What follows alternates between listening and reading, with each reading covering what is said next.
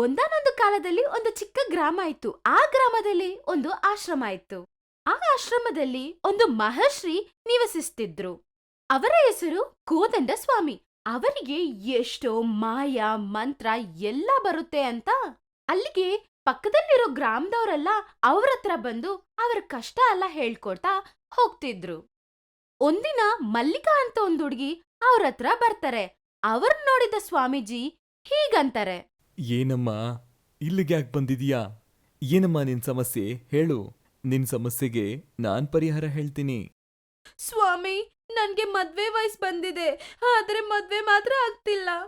ಹತ್ರ ಯಾವ ಸಂಬಂಧ ಬಂದ್ರು ನಾನ್ ಅಂದವಾಗಿಲ್ಲ ಅಂತ ಯಾರೂ ಒಪ್ಕೋತಿಲ್ಲ. ಎಲ್ಲ ಹೋಗ್ಬಿಡ್ತಿದ್ದಾರೆ. ನೀವೇ ನನ್ ಸಮಸ್ಯೆಗೆ ಒಂದ್ ದಾರಿ ತೋರಿಸ್ಬೇಕು. ಅಳಬಾರ್ದಮ್ಮ, ನಾನು ಹೇಳ್ದಾಗ ಮಾಡು. ಪೂರ್ವ ದಿಕ್ಕಿಗೆ ಪ್ರಯಾಣ ಮಾಡು. ನಿನಗೆ ಅಲ್ಲೊಂದು ನದಿ ಕಾಣುತ್ತೆ. ಆ ನದಿಲಿ ನೀನು 30 ದಿನಗಳ ಕಾಲ ಮುಳುಗಿ ಸ್ನಾನ ಮಾಡು. 31ನೇ ದಿನ ನಿನ್ನ ವಿವಾಹ ಆಗುತ್ತೆ. ಹಂಗಂತ ಸಲಹೆ ಕೊಡ್ತಾರೆ.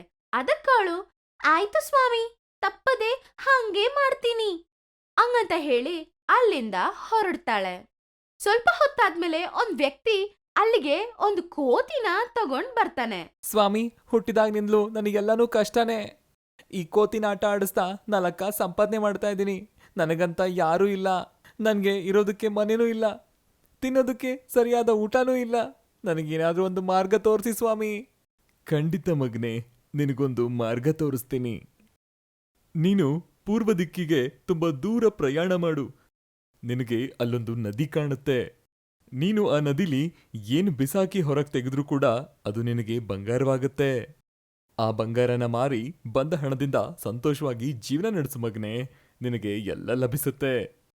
ಅದಕ್ಕವನು ತುಂಬಾ ಸಂತೋಷ ಪಡ್ತಾ ಪೂರ್ವ ದಿಕ್ಕಿಗೆ ಪ್ರಯಾಣ ಮಾಡ್ತಾನೆ. ಆ ನದಿ ಹತ್ರ ಹೋಗ್ತಾನೆ. ಆ ನದಿ ಹತ್ರ ಅವನು ಹಂಗೆ ನೋಡ್ತಾ ಇರ್ತಾನೆ. ಆಗ ಆ ಕೋತಿ ಹೀಗೇಳುತ್ತೆ. ಏನಾಯ್ತು ಸ್ವಾಮಿ, ಹೇಳಿದ್ರಲ್ವಾ ಬೇಗ ಅದ್ರೊಳಗಡೆ ಏನಾದ್ರೂ ವಸ್ತು ಬಿಸಾಕು ಹಂಗಂತ ಅಂತಾನೆ. ಅವಾಗ ಅವನು ಹೌದು ಸ್ವಾಮಿ, ಏನೋ ಹೇಳಿದ್ರು, ಆದ್ರೆ ನನ್ನ ಹತ್ರ ಏನೂ ಇಲ್ವಲ್ಲ. ಏನ್ ಮಾಡೋದೀಗ? ನನ್ನ ಹತ್ರ ನಿನ್ನ ಬಿಟ್ರೆ ಏನೂ ಇಲ್ಲ ಕೋತಿ. ನಿನ್ನನ್ನ ಅದರಲ್ಲಿ ಬಿಸಾಕ್ಲಾ? ಆಗ ಕೋತಿ ತುಂಬಾ ಭಯ ಪಡ್ತಾ, ಅಯ್ಯೋ ದೇವ್ರೆ, ನೀನ್ ನಿಜವಾಗ್ಲೂ ನನ್ನೇ ಬಿಸಾಕೋತರ ಇದೀಯಾ ಹಂಗಂತ ಇಳಿದು ಓಡೋಗ್ಬಿಡುತ್ತೆ. ಅಷ್ಟ್ರಲ್ಲ ಅವನು ಆ ಕಡೆ ಈ ಕಡೆ ನೋಡ್ತಾ ಇರ್ತಾನೆ. ಕೋತಿ ಸಹ ಏನಾದ್ರೂ ಸಿಗುತ್ತೇನೋ ಅಂತ ಆ ಕಡೆ ಈ ಕಡೆ ನೋಡ್ತಾ ಇರುತ್ತೆ. ಅಷ್ಟ್ರಲ್ಲೇ ಅದಕ್ಕೆ ಒಂದು ಉಂಗುರ ಕಾಣಿಸುತ್ತೆ. ಉಂಗುರ ತಗೊಂಡು ಅವನ ಹತ್ರ ಹೋಗಿ ಹಿಂಗೇಳುತ್ತೆ. ಮಿತ್ರಮ್ಮ ಮಿತ್ರಮ್ಮ, ಇಲ್ ನೋಡೊಂದ್ಸಲ ನನ್ಗೇನ್ ಸಿಕ್ಕಿದೆ ಅಂತ ಹಂಗಂದಿದ ತಕ್ಷಣ ಅವನು ತುಂಬಾ ಕೋಪದಿಂದ, ಅಬ್ಬಾ, 1 ನಿಮಿಷ ಸುಮ್ನಿರು. ಈಗ್ಲೇ ನನಗೇನು ವಸ್ತು ಸಿಗದೆ ನನಗೆ ತಲೆ ಕೆಟ್ಟ ಹೋಗಿದೆ.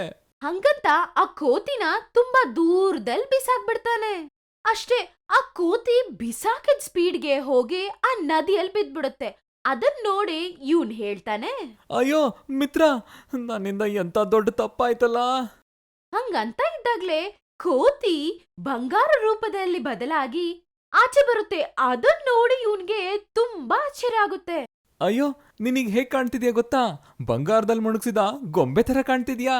ನೀನು ಬೇಕು ಅಂತಾನೆ ನನ್ನ ಒಳಗಡೆ ಬಿಸಾಕ್ದೆ ಅಲ್ವಾ, ಈಗ ನೋಡು ನಾನು ಹೆಂಗ್ ಆಗ್ಬಿಟ್ಟಿದೀನಿ ಅಂತ ಹಂಗಂತ ಹೇಳಿ ಆ ಕೋತಿ ಅಳ್ತಾ ಇರುತ್ತೆ.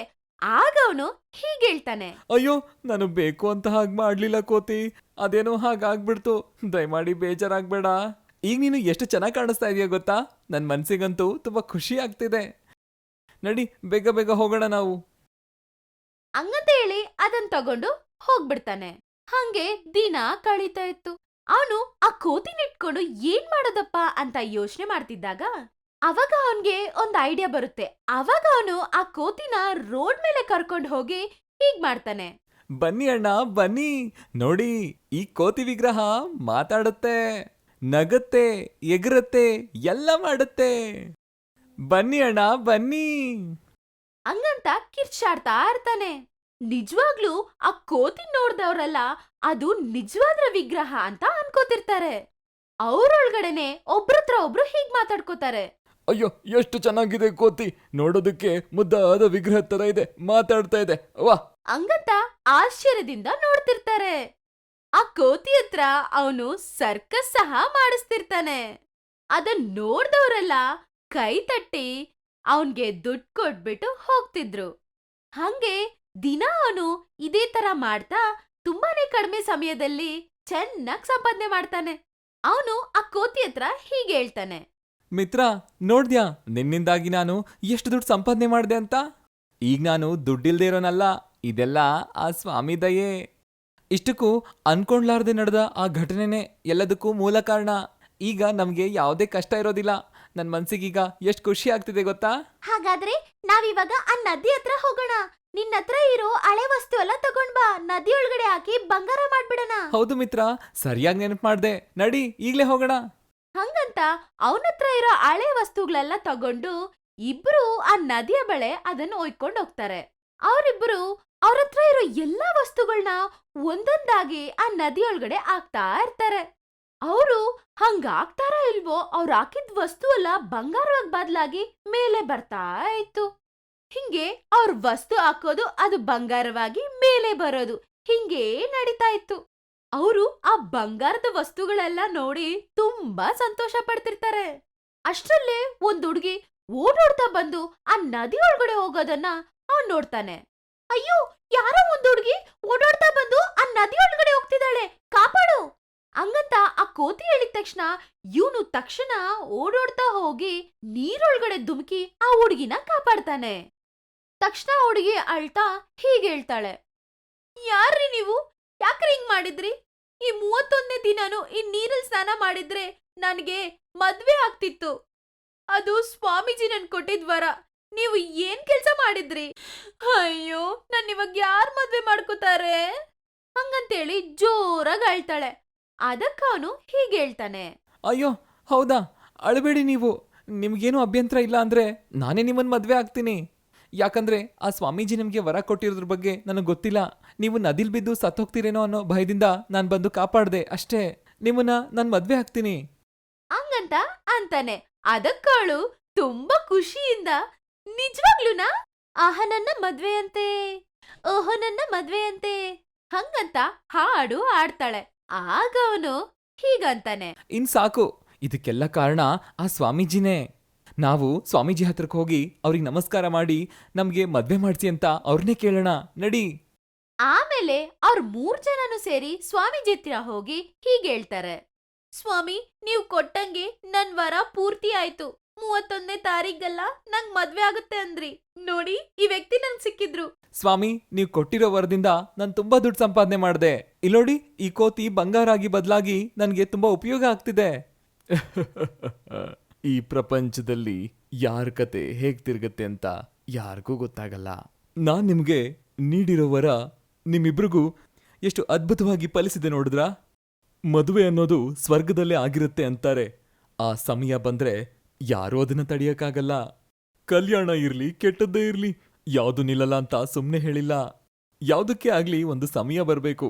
ಆ ಸಮಯ ಒಳ್ಳೇದೇ ಆಗಿರ್ಲಿ ಕೆಟ್ಟದ್ದೇ ಆಗಿರ್ಲಿ, ಆ ಸಮಯದಲ್ಲಿ ಏನ್ ನಡಿಬೇಕೋ ಅದು ನಡೆದೇ ನಡೆಯುತ್ತೆ. ನಿಜ ಸ್ವಾಮಿ, ಆ ಭಗವಂತ ಹೇಗ್ ಬರ್ದಿರ್ತಾನೋ ಹಾಗೆ ನಡೆಯುತ್ತೆ. ಸ್ವಾಮಿ, ನೀವೇ ನಮ್ಮಿಬ್ರಿಗೆ ಮದ್ವೆ ಮಾಡಿಸಿ ಆಶೀರ್ವಾದ ಮಾಡಿ ಸ್ವಾಮಿ. ಹಂಗಂತ ಕೇಳ್ತಾರೆ. ಅದಕ್ಕೆ ಸ್ವಾಮೀಜಿ ಸರಿ ಅಂತ ಹೇಳಿ ಅವರ ಶಕ್ತಿ ಉಪಯೋಗ ಮಾಡಿ 2 ಮಾಲೆ ಪ್ರತ್ಯಕ್ಷ ಮಾಡ್ತಾರೆ. ಅವರಿಬ್ಬರಿಗೂ ಮದ್ವೆ ಮಾಡ್ತಾರೆ. ಅವರಿಬ್ರು ತುಂಬಾ ಸಂತೋಷ ಪಡ್ತಾ, ಸಾಕು ಸ್ವಾಮಿ ಸಾಕು, ಒಂಟೊಂಟಿಯಾಗಿದ್ದ ನಮ್ಮನ್ನ ಒಂದು ಮಾಡಿದ್ದೀರಾ. ನಾವಿಬ್ರು ಈಗ ಗಂಡ ಹೆಂಡ್ತಿ, ನಮ್ದೇ ಅಂತ ಒಂದು ಕುಟುಂಬ ಆಗತ್ತೆ. ತುಂಬಾ ಕೃತಜ್ಞತೆ ಸ್ವಾಮಿ. ಹಂಗಂತ ಸ್ವಾಮೀಜಿಗೆ ಕೃತಜ್ಞತೆ ಹೇಳ್ಕೋತಾರೆ. ಅಷ್ಟ್ರಲ್ಲೇ ಆ ಕೋತಿ ದೂರದಲ್ಲಿ ಹೋಗ್ ಕುತ್ಕೊಂಡು ಕೋಪ ಮಾಡ್ಕೊಂಡಿರುತ್ತೆ. ಏನಾಯ್ತು ಮಿತ್ರ, ಯಾಕೆ ಅಲ್ಲೋಗಿ ಹಾಕೂತೆ? ನಾನೇನಾದ್ರೂ ತಪ್ಪು ಮಾಡ್ದಾ? ನಿನಗೇನು ಒಳ್ಳೆ ಹೆಂಡತಿ ಸಿಕ್ಕದ್ಲು, ಮದ್ವೆ ಮಾಡ್ಕೊಂಡ್ರೆ, ಆಗ ನನ್ ಕತಿ ಏನು? ನನ್ಗೂ ಮದ್ವೆ ಬೇಕು. ಹಂಗಂತ ಕೋತಿ ಕೇಳಿದ ತಕ್ಷಣ ಎಲ್ಲಾರು ಗಟ್ಟಿಯಾಗಿ ನಗ್ತಾರೆ. ನಿನಗೆ ಮದ್ವೆ ಬೇಕಾ? ಬಾ ಇಲ್ಲಿ, ನಿನಗೆ ನಾನ್ ಮದ್ವೆ ಮಾಡಿಸ್ತೀನಿ. ಹಂಗಂತ ಒಂದು ಗೋಲ್ಡನ್ ಹೆಣ್ಣು ಕೋತಿನ ಪ್ರತ್ಯಕ್ಷ ಮಾಡ್ತಾರೆ. ಆ ಕೋತಿ ನೋಡಿದ ಗಂಡು ಕೋತಿ ಹೀಗೆ ಹೇಳುತ್ತೆ. ಸ್ವಾಮೀಜಿ, ಈ ಹೆಣ್ಣು ಕೋತಿ ನಂಗೆ ತುಂಬಾ ಇಷ್ಟ ಆಯ್ತು, ನಮ್ ಮದ್ವೆ ಮಾಡ್ಬಿಡಿ. ಖಂಡಿತವಾಗಿ ಮಾಡಿಸ್ತೀನಿ. ಹಂಗಂತ ಹೇಳಿ ಆ ಇಬ್ಬರು ಕೋತಿಗೂ ಮದ್ವೆ ಮಾಡ್ತಾರೆ ಸ್ವಾಮೀಜಿ. ಹೆಣ್ಣು ಕೋತಿ ಸಂತೋಷವಾಗಿ ನಗ್ತಾ, ಸ್ವಾಮಿ, ಇವಾಗ ನಮಗೂ ಒಂದು ಕುಟುಂಬ ಪ್ರಾರಂಭ ಆಗುತ್ತೆ, ಎಲ್ಲ ನಿಮ್ ದಯೆ, ಹಂಗಂತ ನಗುತ್ತೆ. ಅದಕ್ಕೆ ಸ್ವಾಮೀಜಿನೂ ನಗ್ತಾರೆ. ಹಂಗೆ ಅವ್ರೆಲ್ಲರೂ ಸೇರಿ ಒಂದೇ ಮನೆಯಲ್ಲಿರ್ತಾ ಒಂದೇ ಕುಟುಂಬವಾಗಿ ತುಂಬಾ ಸಂತೋಷವಾಗಿ ಜೀವನ ಕಳೀತಾರೆ. ಹಂಗೆ ಸ್ವಾಮೀಜಿ ಕೊಟ್ಟ ವರದಿಂದ ಏಕಾಂಗಿಯಾಗಿರುವ ಇಬ್ಬರು ಜೀವನದಲ್ಲಿ ಬೆಳಕು ಬಂದು ಸಂತೋಷವಾಗಿರ್ತಾರೆ. ಅವರು ಒಬ್ಬೊಬ್ರೇ ಇರೋದನ್ ಬಿಟ್ಟು ಗಂಡ ಹೆಂಡತಿಯಾಗಿ ಬದಲಾಗಿ ದಂಪತಿಗಳಾಗ್ತಾರೆ. ಈ ಕಥೆಯಲ್ಲಿರುವ ನೀತಿ ಏನು ಯಾವಾಗ ಹೆಂಗ್ ನಡಿಬೇಕಂತ ಬರ್ದಿದೆಯೋ ಅದೇ ರೀತಿಯಲ್ಲಿ ನಡೆಯುತ್ತೆ. ಅದೆಲ್ಲ ದೇವರ ನಿರ್ಣಯ. ದೈವ ನಿರ್ಣಯನ ಲೆಕ್ಕ ಮಾಡದೆ ನಾವೇನೂ ಮಾಡಕ್ಕಾಗಲ್ಲ. ಇವರ ಎಲ್ಲಾ ಜೀವನದಲ್ಲೂ ಇಷ್ಟು ಸಂತೋಷ ಬರೋದಕ್ಕೆ ಕಾರಣ ಆ ದೇವ್ರೆ. ದೇವ್ರು ಮಾಡೋ ಮಾಯೇನ ನಾವು ನೋಡ್ತಾ ಇರೋದ್ ಬಿಟ್ರೆ ಏನು ಮಾಡಕ್ಕಾಗಲ್ಲ. ಒಳ್ಳೆ ಸಮಯಕ್ಕೋಸ್ಕರ ಕಾಯ್ತಾ ಆ ದೇವ್ರನ್ನ ಪ್ರಾರ್ಥನೆ ಮಾಡ್ತಿದ್ರೆ ಆ ಭಗವಂತ ನಮ್ಗೆ ತಪ್ಪದೆ ಒಳ್ಳೆ ದಾರಿ ತೋರಿಸ್ತಾನೆ.